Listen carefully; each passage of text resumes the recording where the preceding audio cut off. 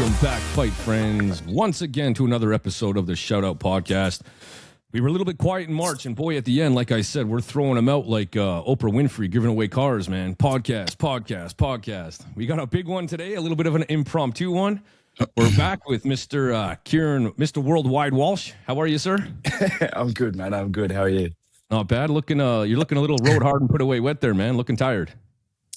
Yeah, I am a little bit tired. Yeah, I think I've still got the jet lag from being over there. Yeah. And then I'm in Queensland at the moment, so there's a bit of a time difference to back home down lower in the lower part of Australia. So, yeah, I don't know. I just roll with it, man. That's it, man. Another day in the coal mine. Exactly. Before we start, I have a super important question for you that somebody really wanted an answer to. I have a friend named Joseph who wanted to know why in 2026 you are still persecuting him for his religious beliefs. Man, this is getting back at me for the trolling I did on his one, man. Hey, look, big Joey C. I don't know what to say, my guy. Yeah, I hope you mend it with the big man. I don't know, but he's a smart ass. It's funny how every time I've only had him on once, you a few times, but it's funny how I'm the middleman for all these funny things here. Yeah. Awesome. Well, man, we have something that everybody wants to hear about today.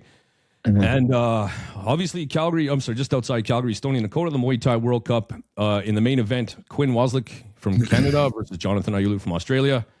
And you made it very well known that you thought that decision was very incorrect, and therefore, as proper, I suppose, if there's proper channels that you could contest that fight, in which you had a post yesterday about how that was judged and scored. But where do you want to start here, man? Let's talk about, I guess, the fight itself. So, how did you see the fight, like in real time?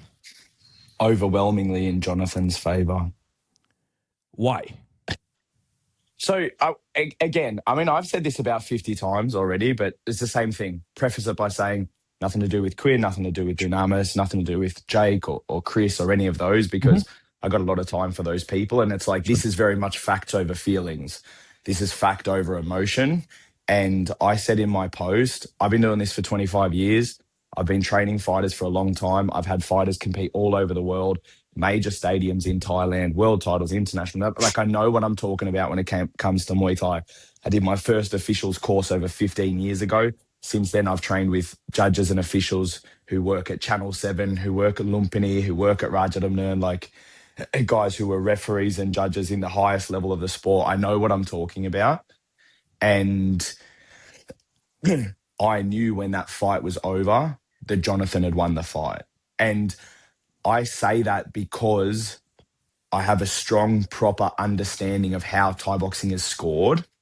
And I didn't it's very easy to put, the blinkers on, so to speak, right? Like horse blinkers, but race horses. Like, it's easy to put it on and go, like you're only looking at one thing, or it's easy to, as a corner, and I'm sure you've been there as well, to only remember certain parts of a fight. Yes. But I didn't. I remembered the whole fight because I was scoring it round by round. You can hear my reactions if you want round by round. You can look at the way that I react round by round. I know what's going on during the fight. I know what happened during the fight. Similarly, for everyone who's complaining about it, you can look at the other corner and you can even listen to the stream of what they're saying. It was pretty clear to me, but this is very much facts over feelings. I said this on my post, and I said, guys, if you want to, it's okay. The beautiful part about sport, and I even said it in that interview afterwards, is that we need to have a little bit of, like, emotion about it is good, right? Like a bit of back and forth. That's what makes sport, man. We don't all have to just sit there and, it is what it is. It's okay. Like, be fans, complain about results, do whatever. It's okay. But at the end of the day, about being a sports fan is passion. It's passion, exactly. And that's fine. But what I want to say to everyone who's in the comments and it's only people, it's only locals from Calgary, and it's only a very small percentage of them because 2/3 of that audience came up to me after the fight and said, "Oh man, like, oh man, sorry about that." Mm-hmm. And to those people who are in the comments, if you can come to me and you can break the fight down and you can clearly show and articulate to me why that decision should stand, I'm all for it. Sure. You can call me. I will go over the fight with anyone if they want to. FaceTime me, call me on Instagram, doesn't matter. Give me a call. Let's sit down. We'll watch the fight together. You tell me why that result should stand. Yep, I got you. Yeah. So in saying that, from what you saw, I don't know if it's what you didn't see or what you did see, but then why, in your opinion, was it then that it should have been overturned? Like, what were you seeing that it was such a clear runaway? So, in my opinion, it should have been overturned because it was clear to me that Jonathan won 4 rounds. It wasn't a case of like 3 rounds to 2 or maybe 2 rounds each, and it was really close. It was very clear to me that Jonathan won 4 rounds. Can you tell me what score? 1, 2, 4, 5. Okay. 1, 2, 4, 5. 3 is the one that he didn't do the best in. 1, 2, 4, and 5. Okay. I made a post yesterday. Muay Thai is not one going forwards, nor is it one going backwards, left or right. It's about who is the most effective. Muay Thai is not scored on volume in respect or in absence of power. I said that in my post-fight interview as well. This is not a sport about volume. It's a sport about effectiveness. And It is a sport about damage. It is a sport about execution of Muay Thai technique, about balance, about ring control. So when you watch the fight, you can see that Quinn is trying to go forward. So Quinn was constantly going forward in the fight, and that's great. Good on him. He was the bigger man on the night. That was a good tactic. However, Jonathan was landing the significant strikes and causing significant damage throughout the fight. That's not to say that Quinn wasn't, but it was overwhelmingly in Jonathan's favor, in particular through those kicks. Yes. Now, another thing worth pointing out is that in the clinch, okay, let's look at the clinch, right? Because Quinn, obviously being the bigger guy, my assumption was that a tactic was to get into the clinch, obviously be the bigger guy, tire Jonathan out. However, when he was in the clinch, he did nothing significant. So this is another thing that we have to look at for scoring. When you get into the clinch, just because you throw a knee does not mean the knee scores. Okay. The knee has to cause damage. If the knee is just tap, tap, tap, it's not scoring. You're throwing technique without scoring. Again, this is not a sport whereby you score just because you throw something. This is not point fighting, right? You've lived in both worlds. You know the difference between the two sports. This is not point fighting. It's not, I slapped you with a knee or I touched you with a knee. Secondly, if you look at the way that a clinch is scored and you look at a way that a clinch should be refereed, if neither boxer is trying to create an advantage, if neither boxer is scoring with a significant strike, or if a particular boxer is defending the clinch, it should be broken. Okay. I'm sorry. It wasn't. Whoa. So if both are not engaged in the clinch, somebody wants out of the clinch, it should be broken up. Did I hear that right? If nothing is happening, yes. Yeah. Like if I agree. I'm not trying to advance in the clinch, I'm not trying to score, or maybe I'm blocking to stop you from doing something. The clinch needs to be broken. Yes. Like it's not. We're not rolling in jiu-jitsu. You're not going to get 15 seconds to try and advance your position and then stop. You have to do it within a particular time frame. There has to be time to do it.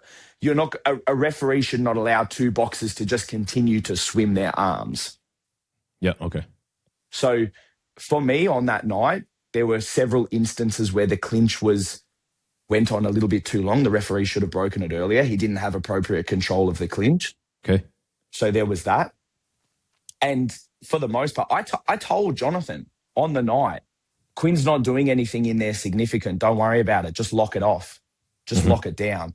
Because if you as the boxer can defend a clinch, right? Let's say you put your leg up to block them, maybe across their hips. Mhm. That goes in your favor. You're not Right. giving up. If you do it correctly, meaning, say, I kick you, you catch it, you try to go into the clinch with me, I block across your hips, I'm looking like the dominant boxer. I'm showing ring control. Yes. I'm showing strategy. I'm showing execution of Muay Thai technique.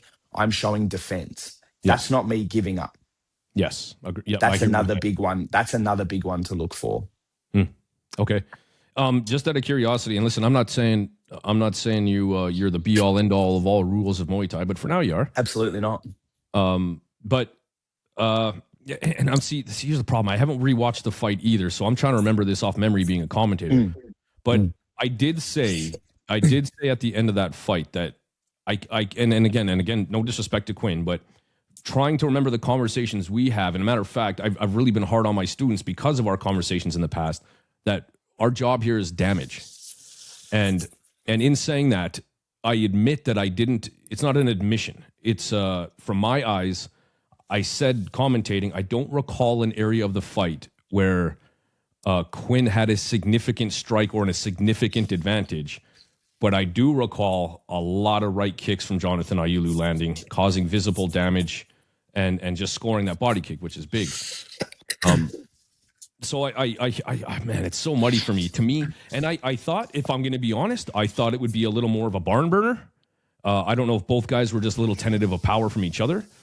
And I even did a podcast with Ben Pride, who's one of Canada's best fighters, puts on a show, and he was himself was saying that he thought it was almost up to Quinn to push the pace. If you're the bigger, stronger guy and you have the gas tank, why didn't you push it in the clinch? So I appreciate that. I appreciate people not scared to say stuff like that, obviously. But quite openly, I'll tell everyone, I told Jonathan not to trade with him. Okay. I said, it's silly. Why do you want to trade? Like, Muay Thai is a sport. Muay Thai is a sport, and you have to have tactics in a sport. This was not 3-round, 4 rounds glove, 1 championship. This is 5-round Muay Thai. This is why I love Muay Thai. This is the sport of Muay Thai, not 3 rounds stand and bang. Yes. At the end of the day, I said to Jonathan, we're not going to stand and bang, because you can beat him all day just by hitting him and moving and hitting him and moving and locking him off and defending. Like, he was executing a plan that worked. Yep. And that's it. Because I knew that if he tried to stand and bang, and don't get me wrong, Jonathan, if anyone's watched Jonathan fight before, he's a strong dude, man. He's knocked a lot of people out. Yeah, right. But Quinn is massive. Yes. Quinn was massive. Quinn was 180 pounds on the night, man. Huge. Yeah. And you could see it too. Everyone back home was like, far out. So many people messaged me. That guy was huge. And he was. So why are you going to stand there and trade with him? Yeah. Nah. Or why are you going to try and fight the clinch? But you're exactly right. You know, if I was in clinch's corner, geez. If I was in Quinn's corner, I would have said, you got to clinch. You got to push the pace.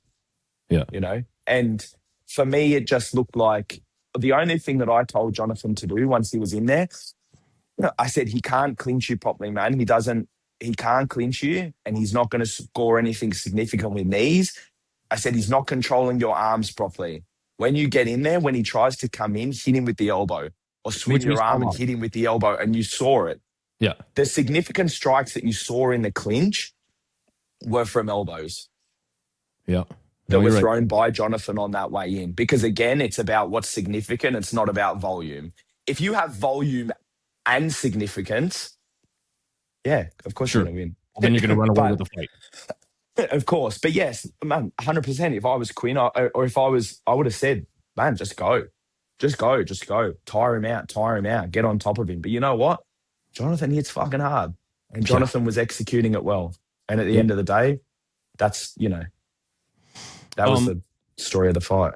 Sure. I haven't rewatched, and I've said commentating as well. Like, sometimes it's hard as the commentator, and as well, like, at least for me, like, I'm in the moment with everybody. That's often when that moment is done, it's gone from my memory. Like, I'm worried about what's just happening this very second, and I sometimes forget about the rest. Besides the right kick, and Quinn landed a couple elbows. Jonathan himself landed a few, but outside of that, outside of the right kick, what else did you see? Like, and I'm not just talking about me, but for everybody. Like, what is it you're seeing? Because, I mean, if I'm going to be honest with you, man, I've never seen anybody have such a strong reaction post-fight. From me. Yeah. Which is fine. But I guess what I saw in that is you were adamant that you guys, even when they said split, I could see you were already, that the smoke was starting to come out your ears. Crazy. So what else were you seeing? I mean, I saw what I saw, which was Jonathan landed the significant strikes, whether that was and the body kick was a huge part of it. Huge. I'm not sitting here because it's the same thing. Muay Thai is not about how many different techniques you can execute. Again, it's about what you can do effectively. You can win a fight with one technique. Mm-hmm. I tell my fighters, if you can land one technique over and over again and they're not defending it, you can just use that one technique over and over again. It's not about how many different times you can. That's not it. But what I saw was that right kick. Sometimes he had a nice low kick. He had the elbow coming into the clinch. He had the ring control. He had the defense. A big part of this fight for me was Quinn catching the kicks. Mm-hmm. Guys, and I hope that people know this, but if you don't, let's just revisit it. Catching a kick is not a block. It is not a defense. Right. You are getting kicked in the body. Just because you catch the kick does not mean anything. If you then catch the kick and fail to execute anything, in this case, it was a takedown, it looks even worse because you're allowing your opponent to show both defense and ring control. Yes. Because if you're catching the kick and you're plowing, mind you, 1, 2, and you're trying to take him down, and the other boxer, which happened quite a lot, Quinn catches the kick, bang, caught the kick, plow, step, try to take him down, couldn't take him down. So Not only did Jonathan score effectively, he also showed defense and ring control. Yes. That was a big part of the fight. I also want people to look at, and I need to go, I could go and watch it and maybe pinpoint a couple. It did happen a few times. If you commit a foul, any technique that follows the foul, which was set up as a result of the foul, should not be considered by the judges. Right. Meaning, I catch the kick, 1, 2, 3, 4, sweep.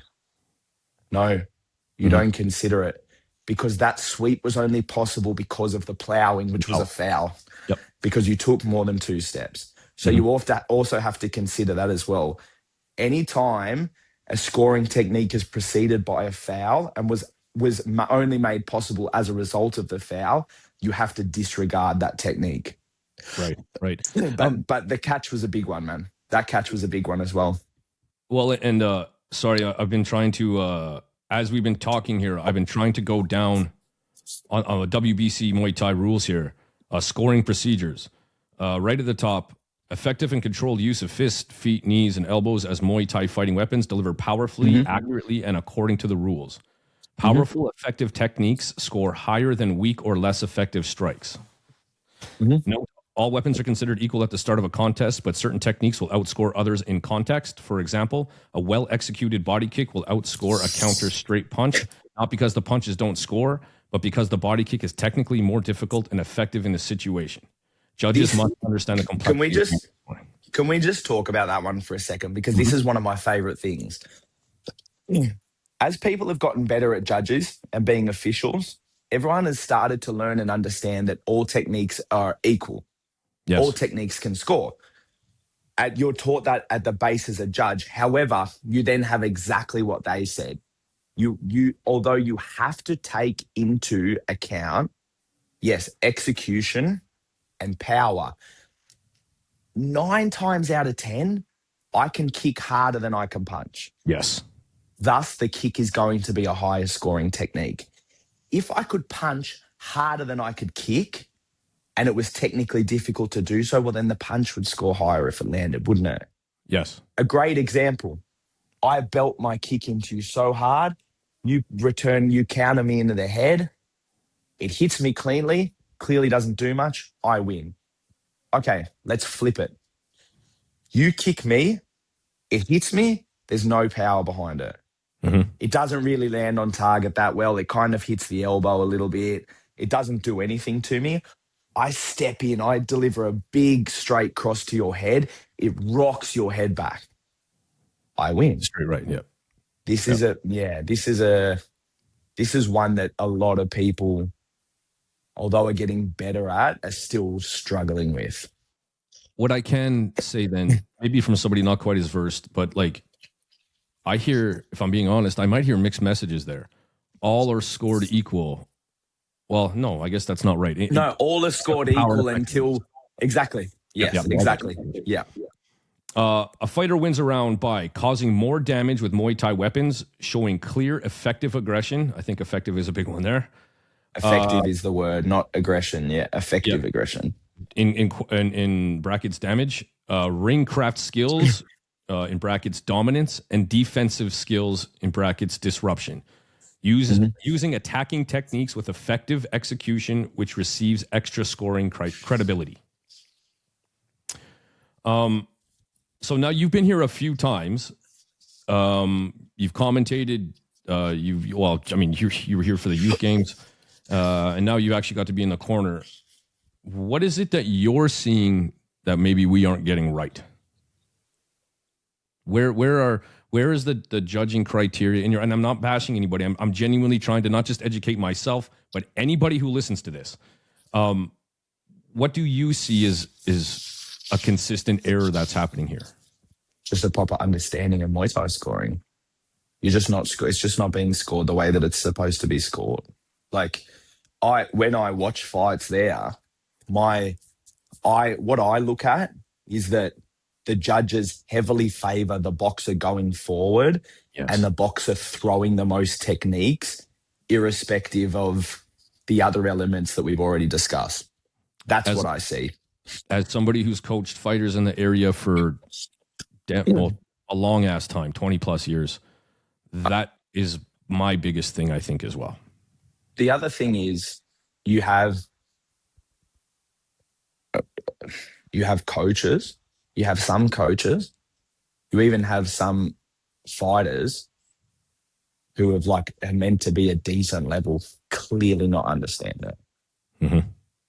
You've got guys, I love it there. Like, man, I love visiting there. I would come there every few months if I could. Nice. You are not going to improve if you don't understand Muay Thai better. Like, the proof is in the pudding. What I mean is, how many people from Calgary are on the world stage? One. Jake. So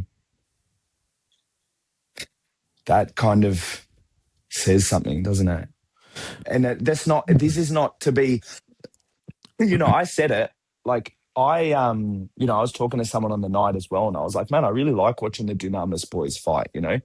There was like Reese before, there was a few of them, there was Tyson, there was a few at Carter. I like watching them, man. I like the way those guys box. I like how tough they are. I like the way they pick some of their shots. They look real sharp when they strike as well. They don't look sluggish. I really like watching the Dunamis guys. There's a few other gyms there that I've really enjoyed watching as well. But this is a massive part of getting better. Yes. Because you need to understand the sport better. And I'm not saying you guys don't. I don't want people to get it twisted. I don't want people to get off listening and go, oh, Kieran said this about it, Kieran said that. I didn't, man. I've said it a few times. I'm like, there's so much talent there and there's so much promise there, but there is very clearly a skill gap in understanding the sport. Mm-hmm. And that's just, but I have similarly said, like, I want to see that place get better. I want to see Calgary get better. I want to see, and so I just think like there needs to be more work there. Yes. Well, and I just wanted to say, I would like to stop. I would like to stop saying no offense to people. We've already said that. What I want is an honest conversation about Muay Thai, not the people who had anything to do with the decision, but clearly about the sport. So listen, I guess I'll just say one last time, but it's not any malice to anybody, but I want to have a real honest conversation about what you see. from the other side of the planet, in my opinion, one of the best Muay Thai countries on the planet. So just this is what I said. It's like, guys, I'm not just saying this out of nothing. Like I've been there and I've done it. And I'm not trying to, I'm not being arrogant. Like, this is not me being arrogant. This is me sitting here saying, man, I've been there and I've done it.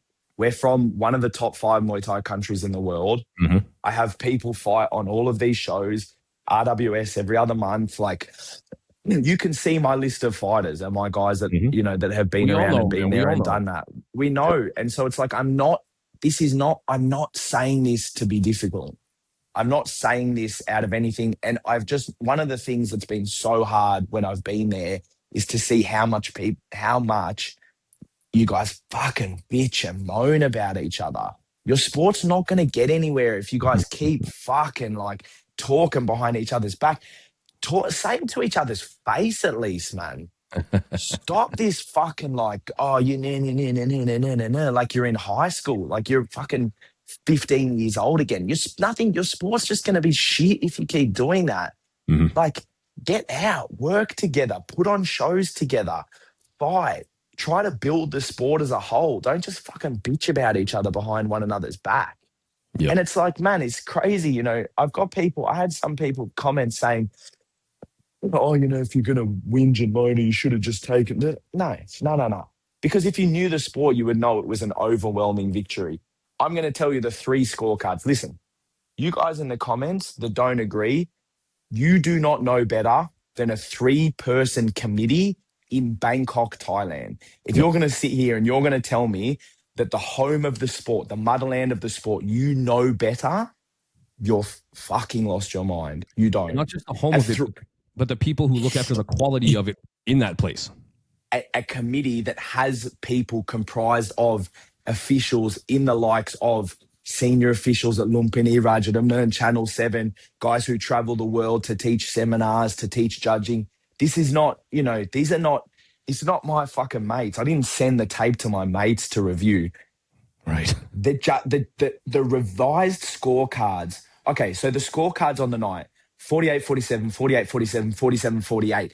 Even the judge that scored it in Jonathan's favour got it wrong. Right. I'll tell you the revised scorecards. 46-49, 46-49, 45-50. 4 rounds to 1, 4 rounds to 1, 5 rounds to none. They're the revised scorecards from Bangkok. You want to sit here and tell me that you know better than 3 ring officials from Bangkok? I'm telling you right now, you don't. That's it. Of course. You don't know better. If you want to try and argue it, fine. Come to me with facts. Let's go facts over feelings. Let's not have emotions. Let's go facts over feelings. And I've got people, man, I read one comment and someone was like, oh, he looked like he won from highlights. I haven't watched the full fight. Then why comment? Brother, what are you talking about? First of all, embarrassing, because from the main highlight video that's there, it's very clear that Jonathan won. But secondly, my guy, you can't judge a fight off of highlights. Yeah. That's wild. Yep. And so it's like, guys, facts over feelings here. Come to me. It's the same thing. Anyone wants to call me up, anyone wants to talk to me, anyone wants to watch the fight with me, no problem. Break it down with you. I'll sit down with Quinn. And chat to him about it. Like, man, I like the guy. He's a gentleman, man. Really like the dude. It's I not like Jake. I like thing, Chris. right? It's the same thing. It's facts over feelings, guys. Yes. But for these people who are very clearly uneducated that want to fight and argue about it, who are in the sport, I see some of these people and they're in the sport, man. You guys have got to shape up. You guys have got to get better at it, because if you're in the sport and your understanding is this bad, you got to do something about it. I'm sorry. Because it's just. So I see you getting worked up again, but don't worry, man. Not feelings, facts. Yeah, facts. Yeah. But oh man. So here's a couple things I definitely noticed, and I know you did too, and maybe you can explain them for me. But so number one, and again, maybe as I said on the last podcast, maybe I need to update my mentality about the sport itself. But like, I remember back in the day, you couldn't contest decisions just because you thought your guy lost. It had to be a foul that was committed that changed the outcome possibly of the fight. So do you just get to? I mean, maybe it's WBC, I don't know, but do you just get to contest anything? You know what I mean? Like, I was sure my guy won. Are you allowed to just contest any fight, or is there some certain like parameters that have to happen? Well, obviously, the WBC is only a sanctioning body for titles, right? So the WBC doesn't sanction fights. So if you have a fight on a show like Muay Thai World Cup and you're on the undercard, you can't contest it with the WBC because they had nothing to do with it. Gotcha. This is one of the biggest mistakes I see. The WBC only sanctions titles. They don't sanction fight shows. I didn't know with that. the exception now that they do the amateurs. The WBC is not a sanctioning body for shows. The WBC sanctions titles. That is it. Okay. So if you're on an undercard and you go, oh, I want to appeal this fight, you have to appeal it to whoever your commission is or whatever your locals or the show. WBC's got nothing to do with it. They don't give a shit. It's only the titles. The WBC sanctions titles. So in that sense, because it was a title fight, was it the WBC that you spoke to get it overturned? That I did the appeal to, correct. Yeah, okay. Yes, correct. So there's, in this instance, the reason for the appeal was a clear and concise error by the judges. Sure. That was the grounds for the appeal. I get it. And I want everyone to know it's not easy to overturn a decision. Well, no, otherwise everybody would do it if they lose. It is difficult, and if a fight is close, very often the decision will still stand. I have seen fights. Also, I've only ever appealed, doing this 25 years. I've been coaching for 15 years. I've appealed 2 fights in my whole career. Including that one? Including that one. Okay. I'm not doing this every day, guys. Sure. I've put in 2 appeals. One was I mean, you know, that was in Mexico, so it probably just got fucking... There's absolutely no point in that. Yeah, absolutely. And this was the second one. So I've only ever appealed 2 fights in my life. I have seen fights where I know appeals were put in and I was thinking, oh yeah, that'll get overturned, and it didn't. It's very difficult to overturn fights. So what you need to do, the process is, and you can see it, it's in the rules and regulations. You have to put in an appeal. You have to put in a written letter. This all comes at the fact. So I, as the person putting in the appeal, have to put in the letter. I have to state my reasons why I'm putting in the appeal. I have to provide footage. You also have to pay a fee. Now, that fee is refunded if you are awarded the appeal. They give you the money back. If you don't, if the decision stands, they keep the money. Yeah. So you're putting your money on the line. So I go to you and I go, Jay, you're the WBC. Jay, you're the WBC. I want to appeal, and here's a big chunk of US cash. You come back to me and say, no, Kieran, the decision stands. You keep the money. If I come to you and I go, hey, here's my appeal. Here's the video. Here's the cash to do the appeal because it's an administrative process. You say, Kieran, we reviewed the fight. We awarded in your favor. Here's the money back. So they don't keep it. Yeah. So the reality is, if anything, if they want to make some extra coin, they're just going to let the decision stand. Right. But more there's no this is how we keep the quality of proper high level Muay Thai where it should be, supposed to be. Yeah. Because you've got to put it where your mouth is. So like, there's no, that's the process that you have to go through in appealing the fight. If you do it at a domestic level, it is typically handled by whoever the WBC representatives are at a domestic level. If it's at an international or a world title, then it's managed by Bangkok. Then it goes to Bangkok. So say there's some Canadian national title, it would then go to whoever the people are that are in charge of Canada. Yep. They will typically have a committee, like their own 3-person committee that would review it. They would make the decision. Anything above that, international or world title, then it goes to Bangkok. Good. So the reality is maybe my understanding of the old school rules of you can't overturn it just because you thought your guy won. Maybe that still does apply, just depending on which I guess sanctioning body or governing body or commission you're working with. Yeah. Okay. Yeah. Okay. I got to ask you now. I got this question a lot, and I have my own answer, but I'd like to hear yours. So, what was the point of that? What was the point of overturning that fight? Like, I keep hearing people like, well, what the hell's the point? Because Jonathan won the fight. Quinn didn't win the fight. It's a crazy question. Like, okay, guys, we're going to travel 24 hours from Australia. We're going to travel 24 hours from Australia. Jonathan's going to take leave from his full-time job. Jonathan's got a 50-fight career. The next step after this is the world title by winning the international title. Mm-hmm. That's the point. Mm-hmm. Jonathan leaves his wife, his 2 kids, his job for a week. This is a massive part in his career. That's why. Yeah. No, I get it. That's why you appeal the decision. At the end of the day, he didn't lose the fight. You're not like this is what I said. I said on the night, if that was an amateur fight, I would have just been like, what the fuck? All right, whatever. Yes. It wasn't. This is the pinnacle of the sport. Yes. That was an international title. This makes a huge difference to the stage of his career. Yes. Like, because you can now make the argument, okay, it's declared a no contest, right? Because the WBC doesn't allow, and most sanctioning bodies, boxing and stuff as well, don't allow it to be, oh, we just give it over to the other person and declare them the winner. It's a shit rule, but it is what it is. Mm-hmm. But you can make the argument now. It's like, oh, no, he won the fight. So, like, we can position him accordingly. Yeah. Well, and okay, good call there. But right, okay, maybe you don't have the title, but that's a good way to say it. You can position him accordingly, yeah, because he didn't lose the fight. Good so call. We're not going to look back on it and say, oh, he lost that fight. Nah, he can't fight for that international title again. He lost it. You know, right? Because you can't fight for a title coming off a loss, right?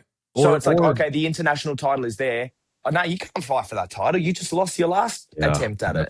Yeah, good call. And when you go for a title, you get rid of the one that you held before, right? Right. So you have to vacate the title that you held before. Yeah.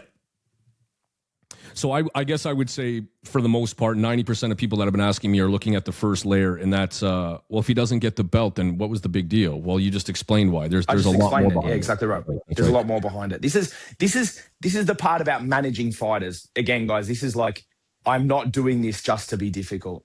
I'm not doing this because I want to say, Quinn, you lost. Again, it's got nothing to do with that. This is the broader management of the fight and the fighter. There's a lot more at stake than that, because this game that we play, at least for us, this is a big thing. Like these steps at this point of someone's career, like Jonathan, it's massive.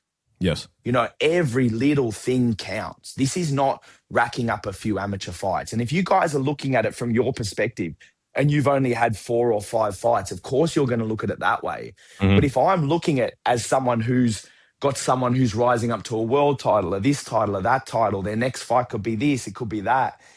Every little thing like this makes a massive difference. Yes. And listen, I know I always want to play nice. I always like to pretend I don't know anything. That way my ego doesn't get a hold of me. But fuck it. Here's what I can say: is I badger you a lot about how the hell does Canada get better. I look at Australian Muay Thai. I see it different. It looks different. It's scored different. It's performed different. Why are we not doing that here? And I asked you over and over, how do we do? What do we need to do? What do we need to do? The reality is I see it too, and I recognize it, and it's frustrating for everything that you've all explained as a coach. It's the volume thing, man. It just, as long as you're moving forward and throwing, whether it lands or not, whether you're on balance or not, doesn't matter. You're gonna win. And I fully admit that sometimes we get caught up in this. There's been a few others. Let me speak about me. I've been caught up in this circuit of, I want to do it right, but we're not going to fucking win. So you get caught up in this system of volume, just so you can win. And And so I admit I'm a little lost a little bit as far as like what the fuck are we supposed to be doing here? Like, anyway, it's I ask you that because I see now. Listen, it's Canadian Muay Thai is still very much in its infancy. I still don't even think it's legal to fight all the way across the country. We're so far behind. So yeah, there's going to be some things that happen here, but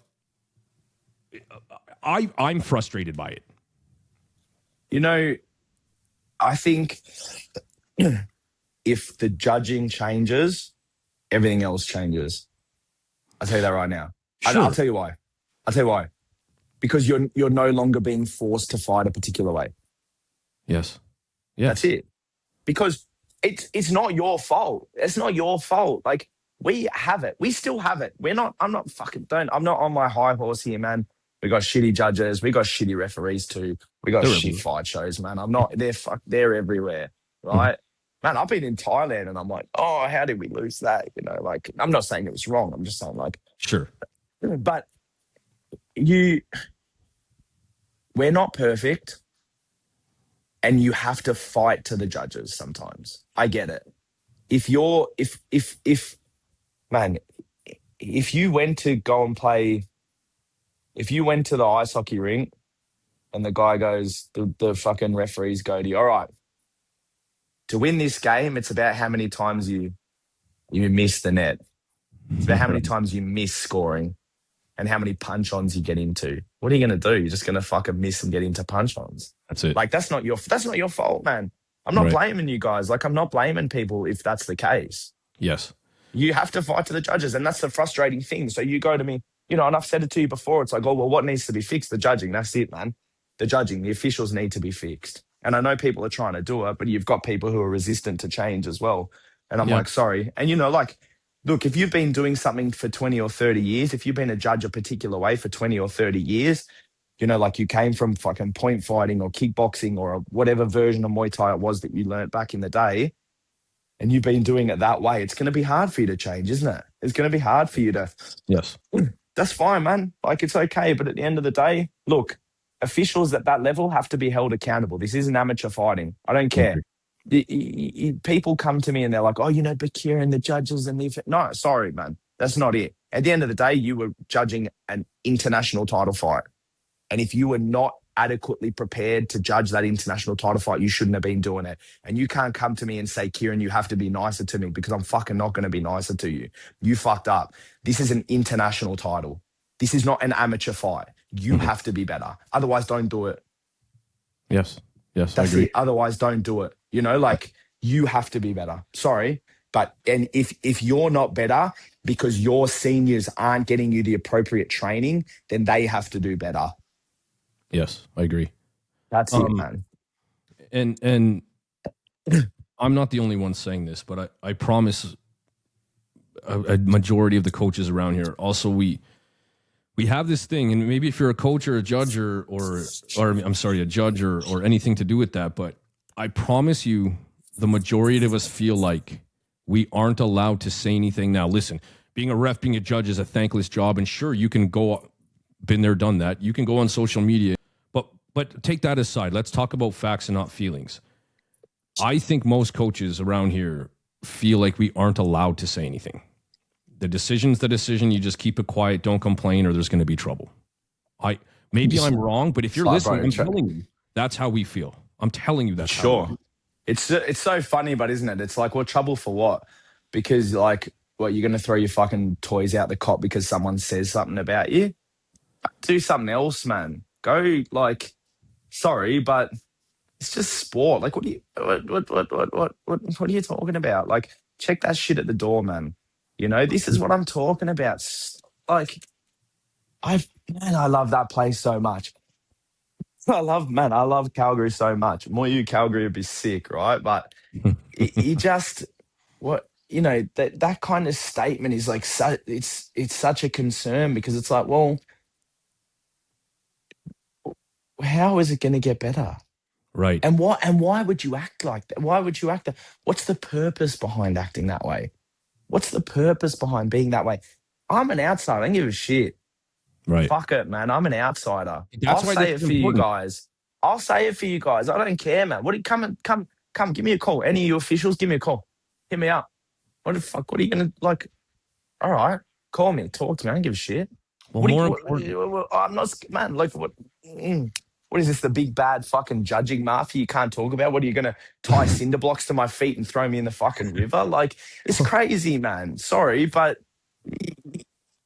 that is such a concern to me when guys, people in this scene are sitting there like, well, you can't say anything because this big bad official is going to be mad at me, or this bad official is, I've heard people saying, oh, they're going to sue me, or they're going to sue me, or they're going to do. Shut the fuck up, man. Sorry, dude. But like, if it just takes some bloody reckless Aussie like me to come along and tell everyone they're being dickheads, then fine. But like, that's crazy, dude. Well, and maybe I'm wrong, but I promise that's how most of us feel. And if anything, besides the tough guy, and I know we're pissing around on a podcast here, but we're talking facts over feelings. If we could just simply have this chat, just openly and like, it would be huge. You should have played one of those. You should have played one of those disclaimers at the start. The opinions of our guest does not reflect the host. Guys, and if you're an official and you're getting heated up about this and you're getting the shits, man, Jay is not the one saying it. I'm the one saying it. If anyone wants to have a problem with what I'm saying, it's me. Come and talk to me. You know what I mean? Like, this is the thing that I was saying to you before about talking behind people's backs or talking to their faces. Come talk to me. Yeah. Come have a chat to me about it. I don't care. I'll have a chat with you about it. I'm not going to yell at you. I'm not going to... Man, you and I are good mates and we've hung out heaps. This is just a platform where I get a little bit fired up. That's sweet. But like, if you want to come and have a chat to me about it, I'm not going to... If you want to come and have a chat to me about it, but you want to have a proper go at me, I'll fucking stand with you. Sure. If you want to come and yell at me and be angry at me, I'll yell at you and be angry at your back. That's fine. If you want to come and have just a conversation with me, I'll have it with you, man. No disrespect to individuals, I'll have it with you. No yelling, man. There's a disconnect. You see it. No yelling, no threatening, no yelling, no threatening.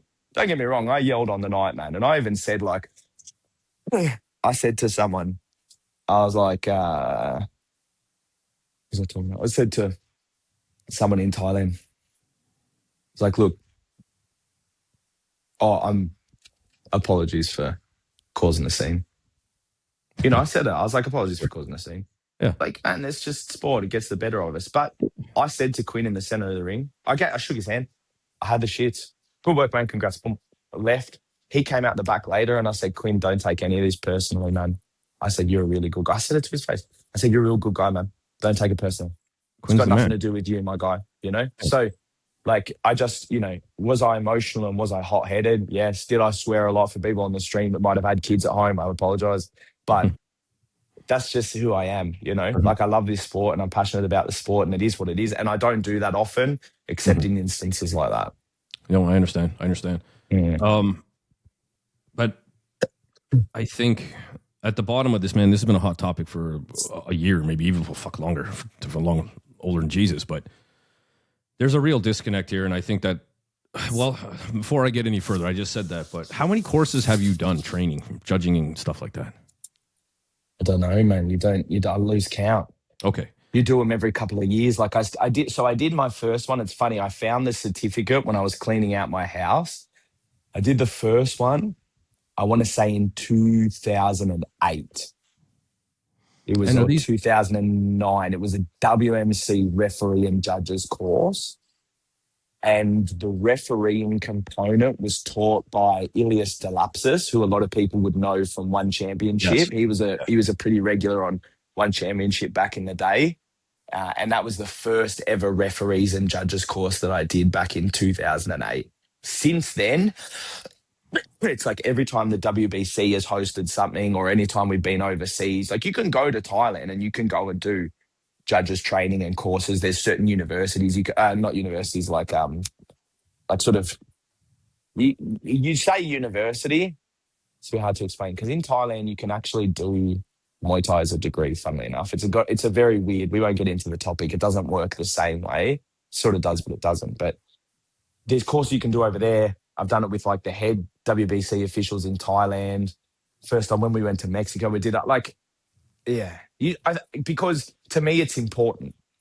You should continue to train with people if you can. Yes. Yeah. Yeah. So maybe in saying that, I just haven't had my eyes open, but here's what I can say. So I've done, I was going to say 2, but I was wrong. I remember people, I had to have been 15, 16. I remember people talking about it, but I wasn't there. In saying that, I went to 1, and that was when Kieran first came, a WBC judges coaching, seminar. And I said on the podcast yesterday with Ben Pride, besides that, I commentated there 6 months ago or so. And I went to his gym and they had a course there. And I didn't understand what was going on. I'm like, whoa, what's this PowerPoint presentation? Like, no, we're doing a Muay Thai Canada thing. Those are the only 2 I've ever heard of or seen. I've been doing this 3 decades. I don't know where you sign up. I've never seen an advertisement on social media or anything. I think that's a glaring hole. Yeah, for sure. Yeah, I know the WBC one, I think that was Nash did it, right? That's right. I think Nash did it. I think he did one at the youth games as well, didn't he? Anyway, I know Nash has done that. I think I heard that Kieran is probably going to bring Nash back to do another scoring. And I think if things like that do happen, everyone should go and everyone should be a part of it. I got a feeling this fight just probably got 25 people to come at least. I hope though, it'd be good if people do. There are ways you can do it in Thailand as well. Like if anyone wants help with that, you can send me a message. I'll point you in the right direction. If anyone wants to come to Australia, hang out with me, you're welcome to. Come to my gym. I want to. Come to Canberra. Come stay with us, man. I'll take you to fight shows. I'll take you to some training. You want to come and train with us? Hit me up. But I would just love to be a fly on the wall in your gym, man, for a couple of weeks. Thank you. Even the States, the States have a good WBC committee. I know sometimes people go over there to do some training and some judging. I think the more time that you can get to and spend in Thailand, the better, I would say.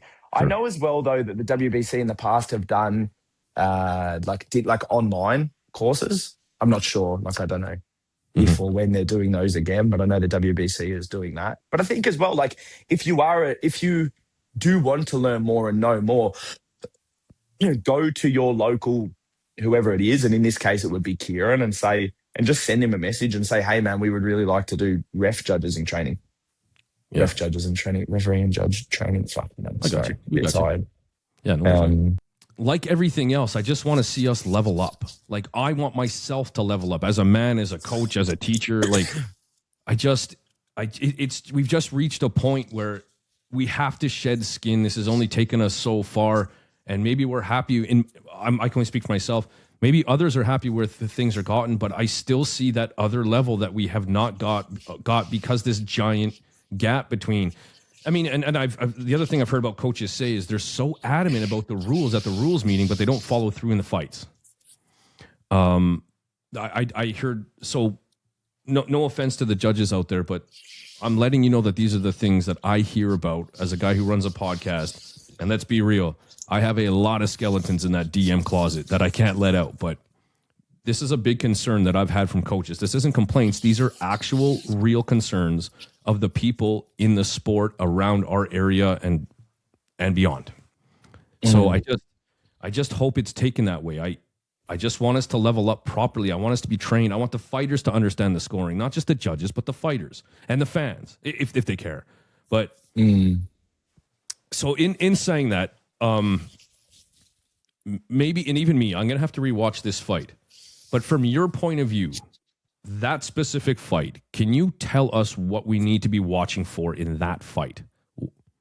Because if someone's, there's still gonna be people, it was really close, and even that, forget you, the judging panel, the panel that was in Bangkok.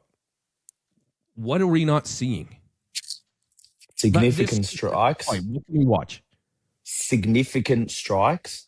Mm-hmm. So when we say significant strikes that cause damage that can be seen by a number of different elements: defense, ring control, execution, techniques in absence of fouls. Right. How would you explain things? They're How the would you things that we explain can. ring control? Ring control is your ability to control the fight. So your ability to manage the fight within your space, whether that's going forwards, backwards, left or right. So whether that's defending on the back foot, whether that's having your kick held and being moved around, whether that's having better space to execute your techniques, just general ring craftsmanship and control. Mm-hmm. Okay. One last thing I got for you. I think there's still a shitload of confusion around this. Sweeps. How much do they score? They score in respect of the rest of the fight, meaning if it can show dominance, meaning it can show dominance, but it doesn't cause damage the same way, does it? Right.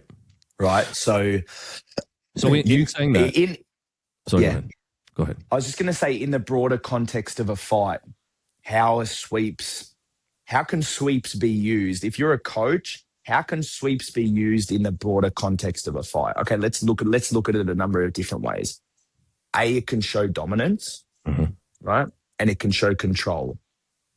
It can also be used as a tool to tire out the opposing boxer, constantly putting him on the ground, them having to stand back up. Yeah. But is it causing damage the same way that a kick does?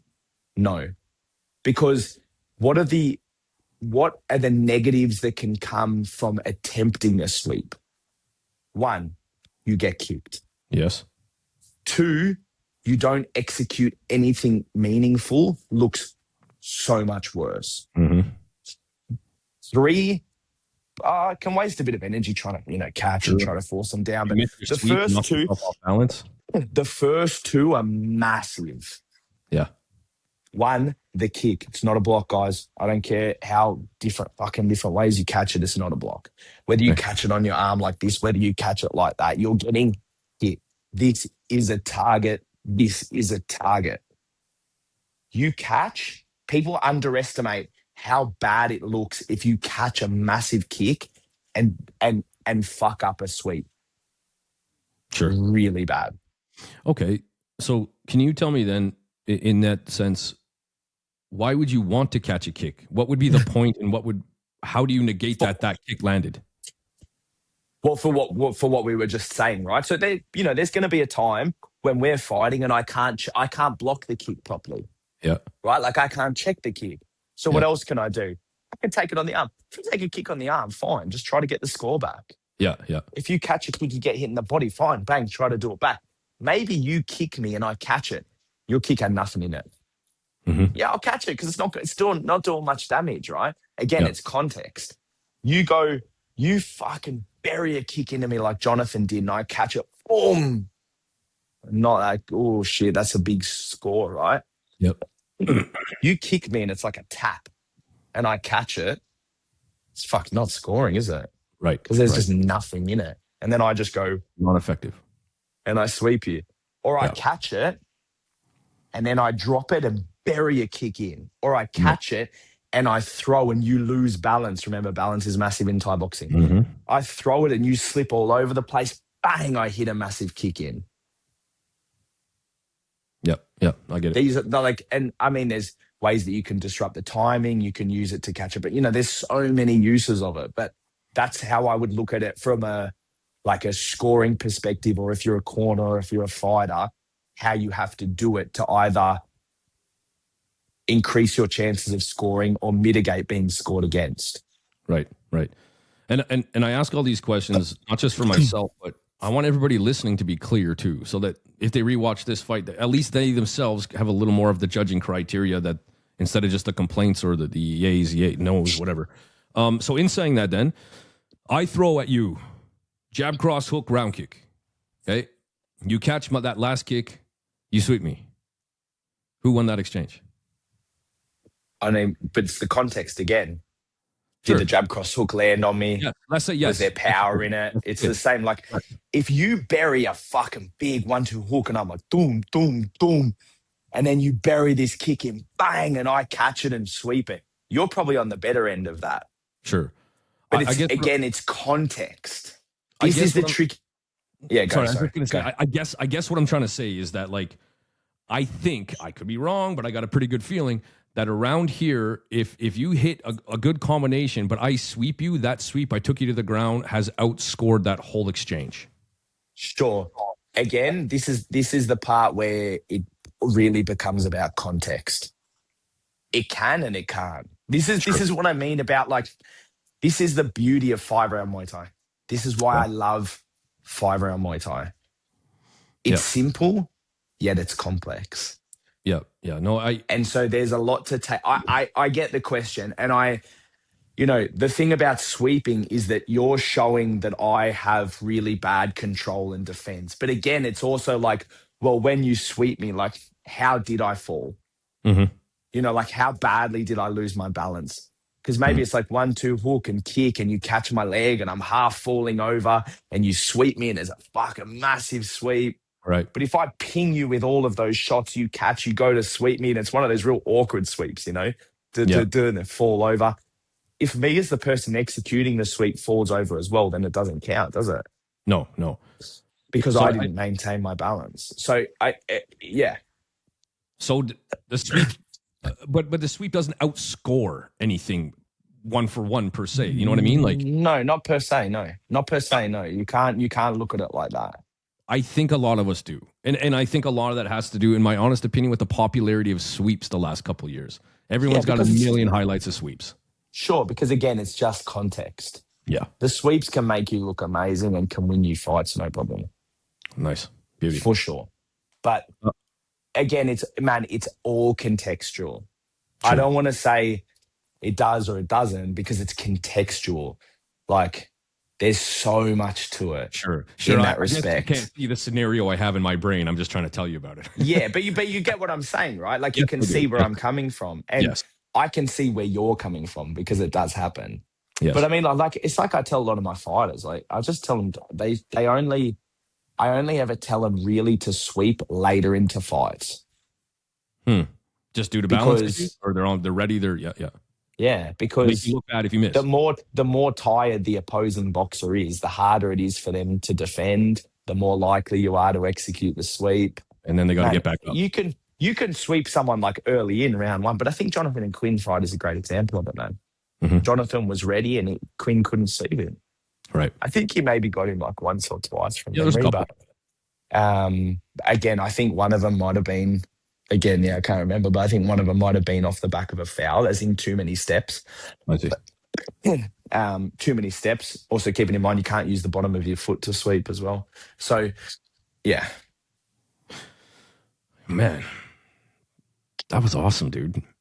More importantly, I hope everybody understands that this is a factual conversation. We're not shitting on judges, but that was, I don't know how else to explain that, man. I got a good education. I can't believe this was an hour. I thought we maybe would be 15 minutes, but I also wanted to ask all these common questions I've been getting, or common statements. What's the point? Well, I hope I answer it, and if people want to ask me questions about it, then fine. But right. I know it's funny, like if I'm here like, facts over feelings and I'm getting emotional when I'm talking about it, sure. Like I get I understand that can come off a bit, a bit hypocritical. I get that. The reason I say fact over feelings is fact over feelings in regards to scoring the fight. Not, I think he won in emotion. I know he won, Right. Because what I'm doing here is I'm telling you why he won. And I'm also backing up and showing to you why he won. I'm not just coming to you and going, I think he won because fucking no, I'm actually showing you and telling you why. Right. And the reality is we're buddies having a conversation on a podcast. So if we say fucking tits, no problem. And you know what? And like I said it before and whatever, and I said it on the night, and like, man, I really like Chris, I really like Quinn and all of that, man. Like they're good dudes. I love Calgary. Everyone that I met there has like been, nothing, has shown me nothing but love there. I want to help everyone there as much as I can. And I'm not sitting here saying that I'm the best, because I'm not. The reality is you're not going to catch me here being like, I'm the best coach in the world. My gym's the best gym in the world. It's not. What I'm doing instead is I'm talking from a place of experience and knowledge. Mm-hmm. I'm not the most knowledgeable. I'm not the most experienced, but I have been there and done that. I have had all of these champions. I have had all of these fights, you know? And from my perspective and what I've experienced over there are some very experienced coaches, and there are some people I've enjoyed watching, some things that they've taught or some things that they've spoken about. But I would argue that when I am over there, I am for sure one of the most experienced people. Don't disagree. By way of what I have achieved and where I have been in this sport. So I'm not doing this, like I'm doing this from a place of love for Calgary and love and want for the development and the betterment of your sport, because I just want Muay Thai to be better, full stop. If I didn't like you guys, this would be a lot different way of a conversation. Like if you really wanted to bring it out in me, if I didn't like you guys, you get some pretty crazy DMs after this, that's for sure. But it's not, man. I love Calgary. I love you guys. And I want it to be better there. And if, me blowing my lid off, and I know people are going to hate me after this, and that's fine. I got, at the end of the day, I got zero problems with it. Sure. I'm comfortable with that. That just comes with the territory. Yep.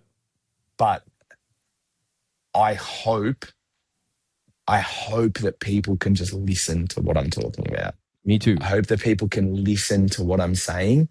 And I said it fucking 4 times already. I'll say it again. If you want to have the conversation with me, let me know and I'll have the conversation with you. That's anyone. Well, and I'm coming at this at a place of love too. It's just time. It's time for us to shed a skin and level up. All of us, all the way around. It's just time.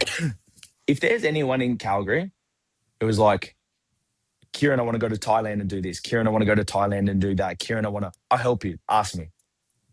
You want me to help you? If you're not sure, you want to go and learn some judging and refereeing over there, send me a message. I'll help you sort it out. Cool. If you're like, Kieran, I want to go and live over there. What can I do? I'll help you sort it out. Kieran, I want to go and do this training over there. I'll help you sort it out. Kieran, I want to fight in Thailand. I'll help you get fights in Thailand. I'm being 100% genuine. You want any of my help for anything to do over there or even in Australia, you let me know. I'll help you. Anyone can message me. I will genuinely help you. Nice. And along with that, you're somebody I've poked fun about it, but it's not really a poke fun kind of style podcast, but I've said it before, like you're somebody who I look up to in the world of Muay Thai. And a lot of it has been because of your honesty and willingness to confront. Canadians are non-confrontational, but you're willing to force me, let me speak with me, your willingness to force me to confront some things. And I respect that. And so I see it as a place of growth and honesty, accountability. These are all things that we should hold super high, regardless of Muay Thai, soccer, fucking crocheting, whatever. Man, well said. And that's what I know of you as well. You've never not answered any question I've ever had, and I've thrown hundreds at you, man. So I personally appreciate you as a friend in the Muay Thai community, and well, for me as part of the mentorship of what's happening, like I'm trying to level up too. I want a better understanding just for myself, for my fighters and whatnot. So, dude, this was a good chat. I really appreciate it, man. Shout out to Death Before Decaf for hyping me up for this podcast. Close little coffee shop in Brisbane called Death Before Decaf. Nice, that's a great name. I should probably drink more decaf, man. All right, man. Listen, before we get out of here, though, I do have a question for you. Give me your top 3 favorite things you like about Calgary.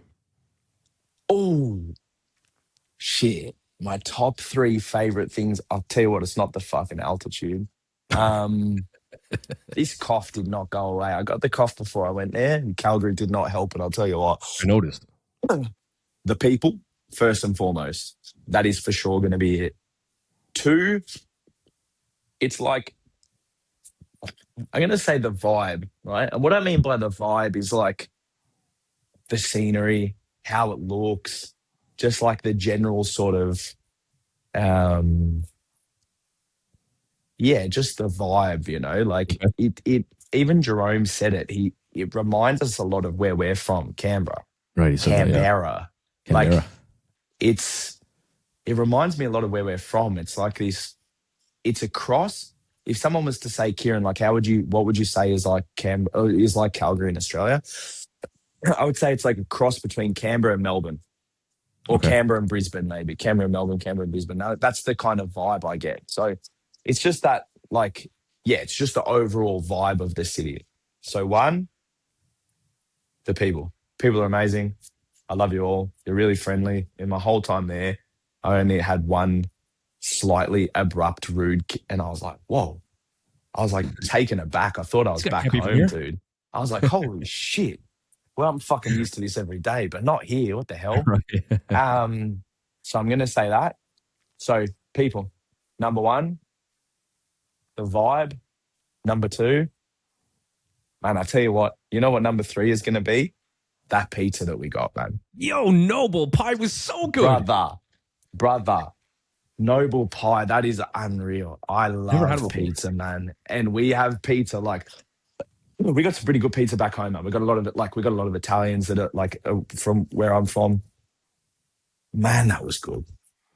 I'm putting Noble Pie as number three. Noble Pie / Al Forno downtown, or Forno Bakery. Oh yeah. That's the spot, man. That's the spot. So nice. People, vibe, Noble Pie / Al Forno. That's my right on, man. Okay. Listen, I know you're out of town. You got some fight stuff going on today? We had two fight last night. Oh yeah, I suppose it's not the same time in Australia, is it? We had no, it's what is it? Saturday. It's Saturday morning. It's Saturday morning here now. Because we got I'm in Brisbane, so it's a 16-hour time difference. Yeah. Right. Cool. Anything else before we're out of here, man? That's it, man. I love you guys. I want to see you get better. It's all love, it's not hate. Yes. If you got a problem with it, come and have a chat to me. If you want to have a genuine conversation, come and have a chat with me. If you want help, come and have a chat with me. Like, it's all love, man. There's not malice behind what I'm saying. I've got no hate for anyone there. I've got no reason to have hate for anyone there. People can hate me after this conversation. People can have an issue with me. I would just urge you the next time I'm there, you just come and say it to my face. Sure. I would go so far as to say if they hate you because of this conversation, then you've put up a wall and you haven't been listening. Then I've got zero problem. Man, you just haven't been listening. When you get to a position like mine, you get used to it. We used to do, and that we used to do a pretty popular podcast back in the day between myself, Saitanaji, who was the host of Rebellion, like one of the best, the Muay Thai Hour, the best, was starting in COVID, right?